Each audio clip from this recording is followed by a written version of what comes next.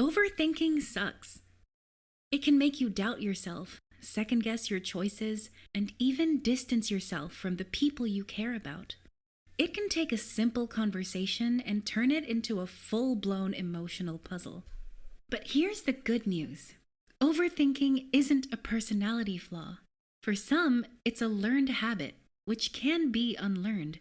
For others, it's a sign of deeper anxiety or past experiences that deserve compassion, not criticism.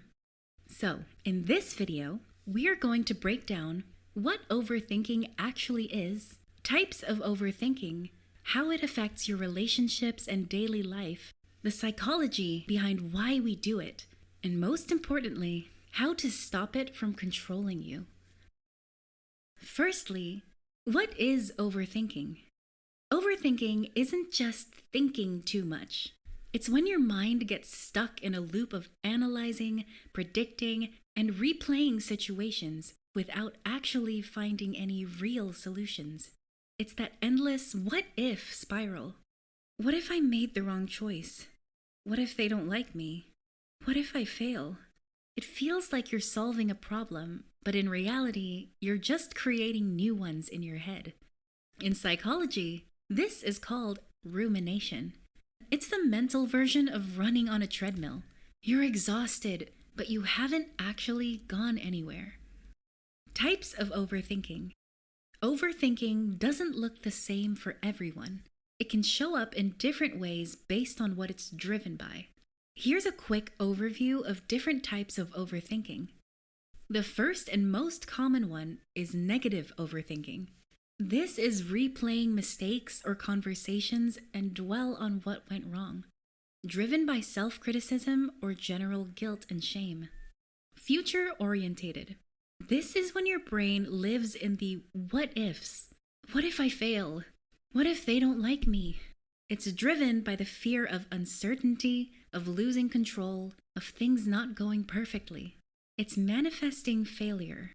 Decision, also known as analysis paralysis, weighing every outcome until you can't decide at all. This usually derives from perfectionism or fear of regret. Social. This is when you replay conversations or try to decode every text and tone, often rooted in fear of rejection or low self-confidence. Existential. That's when your thoughts zoom way out. You start questioning your purpose, your path, or even life itself. This kind can come from uncertainty or burnout, times when your mind is searching for meaning. How overthinking impacts your life and relationships. Overthinking is common, but excessive overthinking can quietly damage your connections with the people around you and even yourself. You might start reading too deeply into small things, a delayed or short text, a tone of voice, and convince yourself that someone is mad at you or doesn't want to speak. So instead of asking or letting it go, you pull away. Combined with a past experience, your overthinking may convince you history is repeating itself. Overthinking can create problems that never existed. Maybe you start doubting your partner's feelings, or you're replaying arguments in your head, or imagining worst-case scenarios. That constant mental pressure makes it harder to feel safe and can take a toll on your relationship. You may end up shrinking your partner's perception of you and your relationship. At work or school, overthinking can lead to analysis paralysis. You spend so long analyzing your options that you end up doing nothing. Okay, so why do we do this to ourselves? Why does our brain love to torture us with endless what-ifs?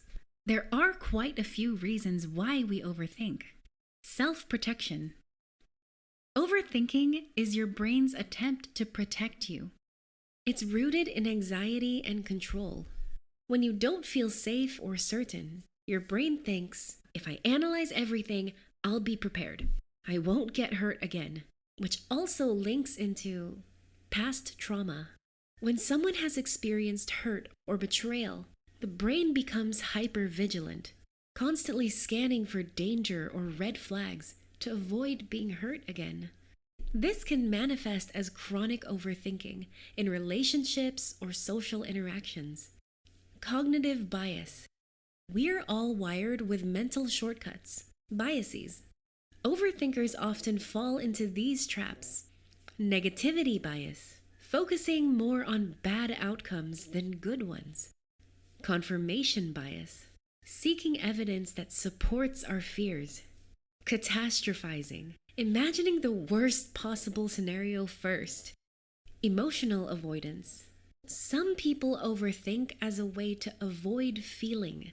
It's easier to stay stuck in thoughts than to sit with the uncomfortable emotions like sadness, anger, or fear. So thinking becomes a distraction from feeling. How to handle overthinking. Overthinking sucks, but there are ways we can battle with overthinking and come out on top. A good first step is to acknowledge and label it when you catch yourself overthinking. I'm overthinking right now. As simple as it sounds, this can help separate you from your thoughts. You're reminding yourself that this is a mental habit, not reality. Do something physical. When your mind is racing, get your body moving. Go for a walk, stretch, clean, exercise, anything that reminds your body that you're safe. Physical motion helps interrupt mental loops. Replace what if with even if. Instead of, what if I fail? Say, even if I fail, I'll learn from it. That tiny shift turns fear into strength. Focus on what's in your control. Ask yourself one key question. Is this something I can do anything about, or just something I'm thinking about? If it's actionable, act. If it's not, acknowledge it and redirect your energy elsewhere. If it's about someone, clarify. Don't assume. If your spiral comes from interpreting someone else's behavior, they must be mad at me. Remind yourself, I don't have evidence. I only have interpretation. If possible, clarify instead of assuming. Reassure yourself instead of reasoning with yourself. When your thoughts are spiraling, logic doesn't always help. Reassurance does. Try self-talk like, it's okay to not have answers right now.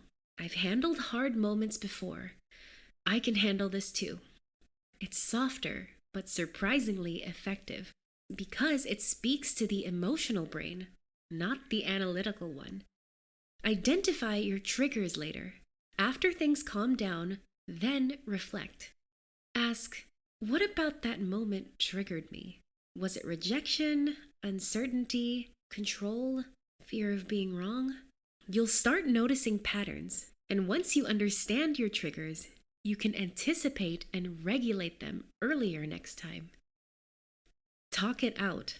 Sometimes what feels huge in your head sounds way smaller when you say it out loud.